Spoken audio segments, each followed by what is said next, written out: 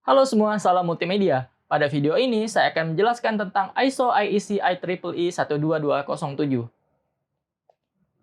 Apa itu ISO 12207 dan mengapa kita membutuhkannya? Jika kita melihat kembali sejarah, pada era 90-an awal, dunia komputer berkembang dengan pesat dan sistem operasi Windows semakin eksis. Hal ini tentu saja berdampak kepada dunia industri perangkat lunak, sehingga dibutuhkan suatu standarisasi khusus untuk menentukan siklus hidup perangkat lunak.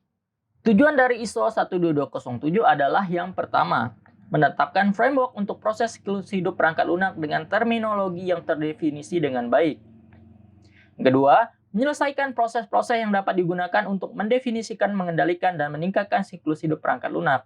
Dan yang terakhir adalah memfasilitasi komunikasi antara acquirers, suppliers, dan stakeholders lainnya dalam siklus perangkat lunak.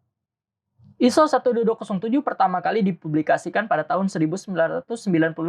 Pada awalnya, dokumen ini menjabarkan 5 proses utama, 8 proses pendukung, dan 4 proses organisatoris. Pada tahun 2002 dilakukan amandemen pertama, dan pada tahun 2004 dilakukan amandemen kedua pada ISO 12207 tahun 1995. Pada tahun 2008, dibuatlah versi baru yaitu ISO 12207 2008. Pada tahun 2017, IEEE berkolaborasi langsung dengan ISO dan IEC untuk merevisi ISO 12207 tahun 2008. Revisi ini dinamakan dengan ISO IEC IEEE 12207 tahun 2017. Jumlah keseluruhan proses yang awalnya 43 proses kemudian berkurang menjadi hanya 30 proses saja. Dengan penghapusan tersebut, tentunya topologi ISO 12207 menjadi lebih simpel. Nah, berikut ini adalah topologi dari ISO IEC IEEE 12207 yang telah disederhanakan.